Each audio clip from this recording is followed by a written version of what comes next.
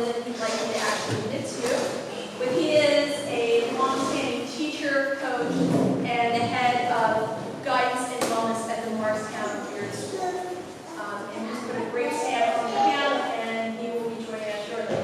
His number 2 this summer is Mr. Harris.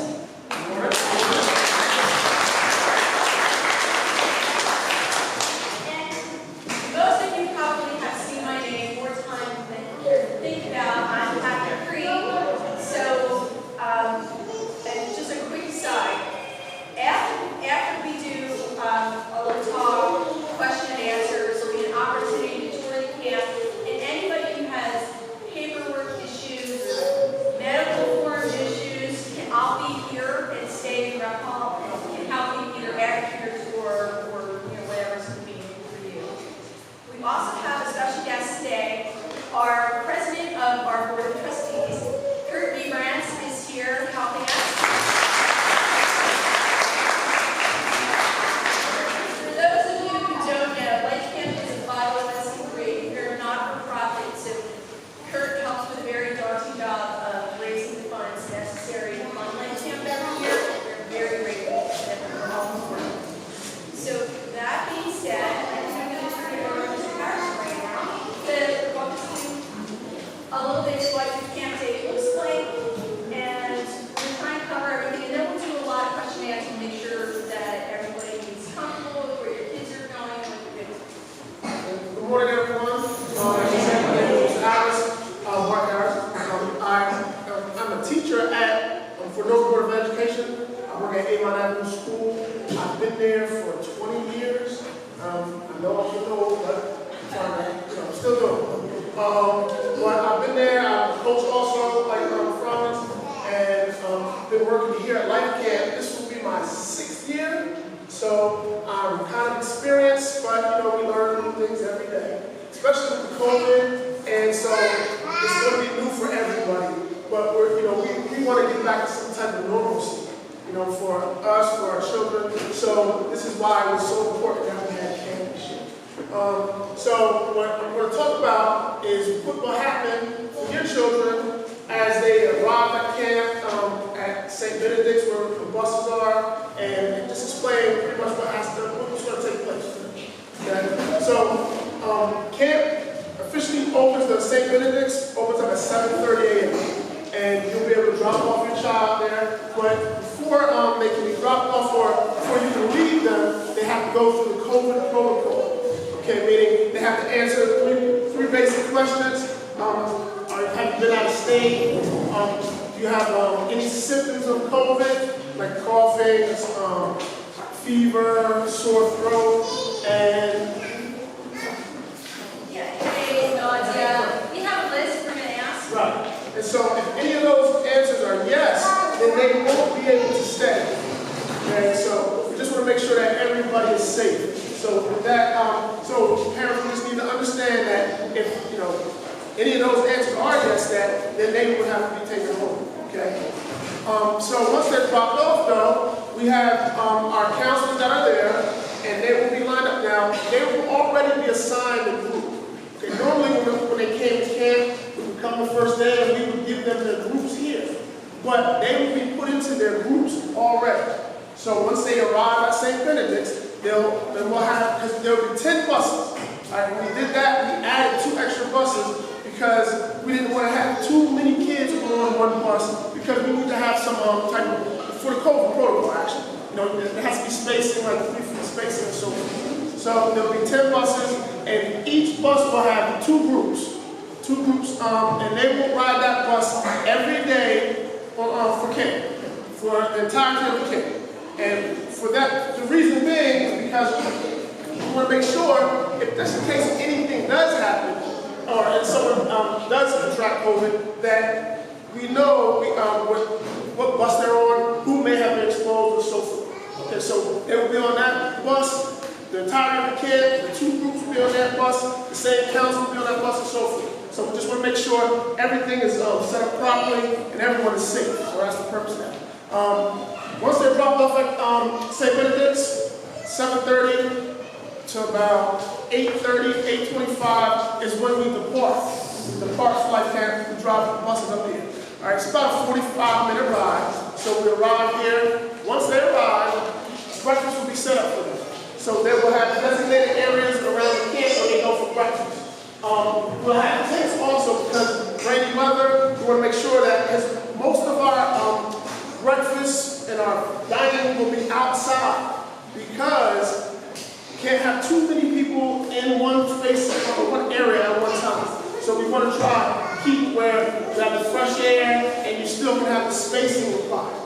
So once they get here, they'll go to their designated area, they'll eat their breakfast. Around 8:45, 9:45, they'll disperse, clean up first, disperse, and we'll have morning meeting. The morning meeting will take place right here behind the hall. And once that morning meeting is over, they begin their classes. And each class runs about 45 minutes. The first 2 periods actually about 50 minutes, and then we scale them down because we have to fit 3 lunches in them. So they become about 35 to 40-minute classes. Okay, and they're not classes, they're activities that they participate in. We won't have certain activities that we've had in the past, like journalism, the computer room, robotics. We're trying to eliminate having too many things where they're inside. We want to make sure that they're outside. Okay, so we don't have too many people inside of one space. And we will be having reading and we'll have dance also, but that should be outside also too. But anything that's done inside, they will be required to wear masks. Okay, when we're outside, like in the pool, the ropes course, PE, they won't have to wear masks because they're outside, so fresh air. So they have 3 lunches that'll take place, and the lunches are based on groups. So we have the younger ones, they go first, then the middle group, second, then the older group is the third group that eats lunch. And then once that is completed, they have 2 more classes after, or 2 more activities that they go to. But everyone goes to the pool, pretty much. So we get them, everyone gets to swim. That's a big thing at Life Camp. When I came, I was so excited because I had my daughter come over, that they get to swim every day. So they go swimming. The older kids go to swim at the end of the day. They get 2 periods in the pool. Because we want them to be able to experience the pool because it's hot and kids want to go swimming. Adults go swimming. So once that's completed, they will have that afternoon snack about 3:45. Afternoon snack, they'll go to their designated area. The snacks will be brought to them, same place where they have their water. So no one will be confused on where I belong and so forth. Once that is completed, we start packing up on the buses. Same bus that came up, same bus that go back. Once we get back to St. Benedict's, it's probably about 5 o'clock, 4:45, 5 o'clock. We're there until 6 for pickup. Once when the children are getting picked up, please have an ID because we're asking who is designated to pick up your child. We want to make sure that we're not giving your children just to anyone. So if they're listed, just we'll ask for the ID for the first time. We don't have to have it every day. The first time we ask for the ID so that we make sure that we're giving your child to you. Or they're supposed to know. If something changes, just make sure you call the office, let them know. Because we'll work with you. When I say this is set in stone, but we just want to make sure our children are safe. Okay? And that's pretty much it about today. So at 6 o'clock pickup, we ask that please be there before 6. We know things happen, contract, whatever, but it's a long day for the staff. They're there from 7:30 to 6. And sometimes, they will go home too because they're hot and tired. But just try, if there's an issue, you can call, just let us know. We're running behind, okay? So let me know, and we'll be there for you. But just, consider that for the staff too. And that's pretty much it. So other pieces sort of housekeeping. If your child takes medication or needs medication, things like EpiPens, they should come to camp.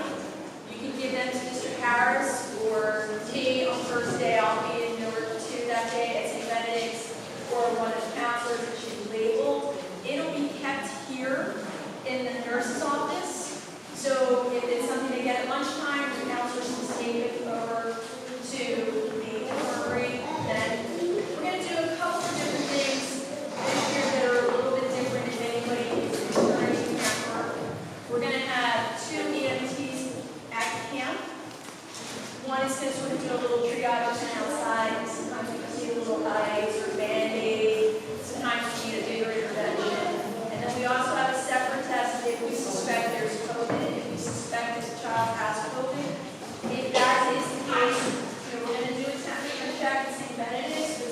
child gets a temperature at camp, someone will need to come get them. So, which is why we ask for all the emergency contact information. So if for any reason you don't have a car, that's a problem, let's all start thinking about more. Like, you could go get my kid if I couldn't get my child. Other things, you do not need to call if your child is absent, right? So as Mr. Harris said, we check in between 7:30 and 8 in the morning, and it's busy, and it takes a little bit of time. But we want to get the buses loaded about 8:15 so we can get the kids to camp. So it's important to be on time in the morning because we're going to go. So if you're there at 8:30, you may have missed the bus. So we don't want that to happen. So that's important. And the end of the day is important too. St. Benedict's is our host. They're allowing us to use their property.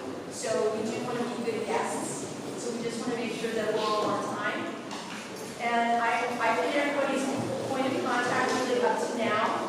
But this is the part where I sort of pseudo break up with you, right? So if you have questions about payment or components of your registration, maybe you need to pick up people to your list, that would come to me. If we have questions about something happened at camp today and I have a question about it, that would really go to Mr. Harris. And those questions should come the following day when camp's open, right? Or maybe, because kids are kids, right? We all have moments when we're not at our finest, right? And socialization is a big component of what we do at camp. We also want to teach kids how to advocate for themselves, right?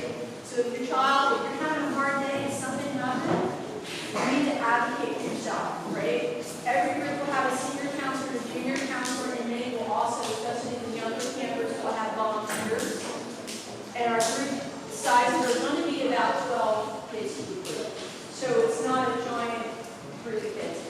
And so we want your kids, and they can always go see Mr. Harris, right? If they're having an issue, or they're having an issue with their counselor, or there's something they want to do, the door is open to the office.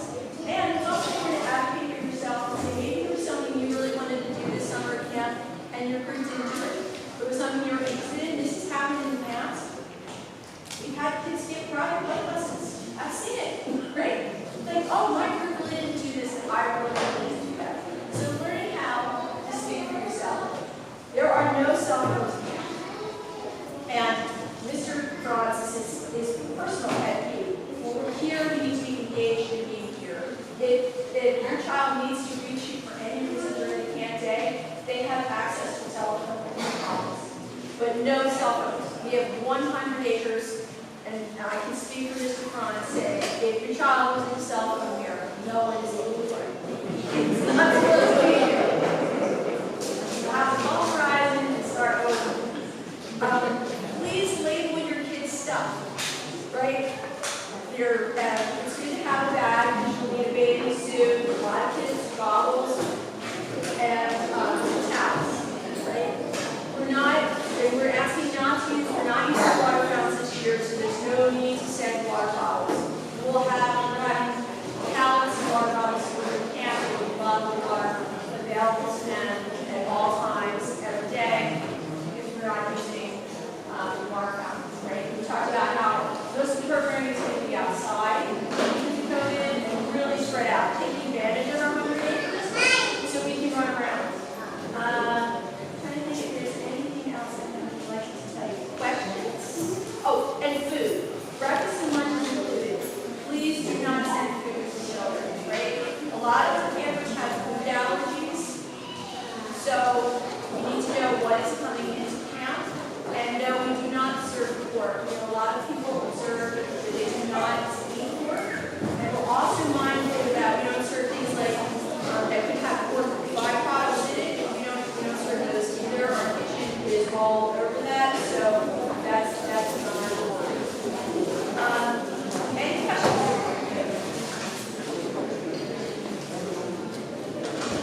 Nope. I heard you mention a few activities that are included and some that aren't, like you have like So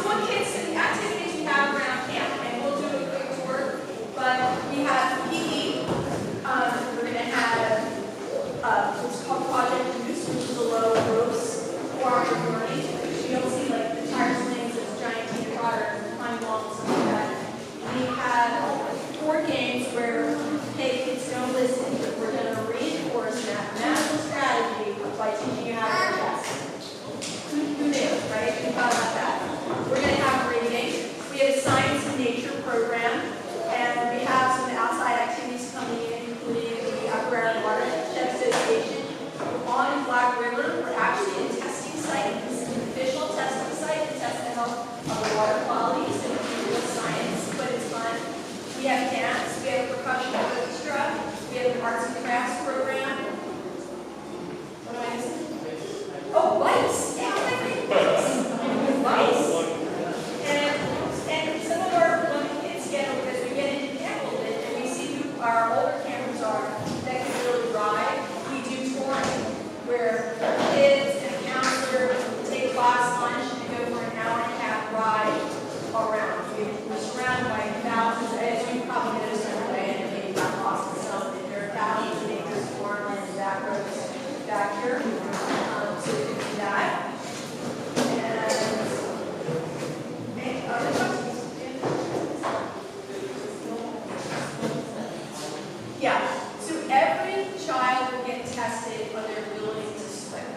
And we have, so our programs are, they're all run by teachers here. Occasionally we get a college student run program, but our programs are actually taught by adults. And they're the specialists, and we have the specialists who run the pool, plus the 4 additional lifeguards. So the kids will get tested. The child does not know how to, needs to know how to swim. If your child does know how to swim, they'll work a little bit more on technique. And the pool is 180,000 gallons. When you see it, you'll believe it. 8,000 gallons. That's on the other side of the road. So they have 45 minutes of swim lessons, followed by 45 minutes of free swim every day. Every child. And we swim in the rain, because you're wet anyway. So unless there's sun or lightning, we're in the pool. And we're outside. If it looks like, we can probably count on one hand the number of days we've actually had a closed camp.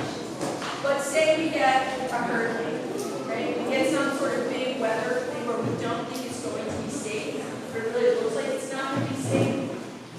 I will send you an email the night before, and it might just be an email to put everybody on alert, right? To say, hey, this looks like tomorrow will be bad, and we operate like a school in the sense that we will make an 8-day call by 7 o'clock in the morning. It will be on the website, and you will get an email, and we usually post somebody at the transportation site, which Mr. Harris, in the event that camp is called, and that's really just for safety. Pretty exposed out there. We do operate from a safety standpoint. Our staff all gets background checks. We have lighting protocol. We have staff training. We do everything that we're supposed to do. So we have a full day of training next week. So that all happens in addition. So again, just as much more paperwork from them as I can for you guys were.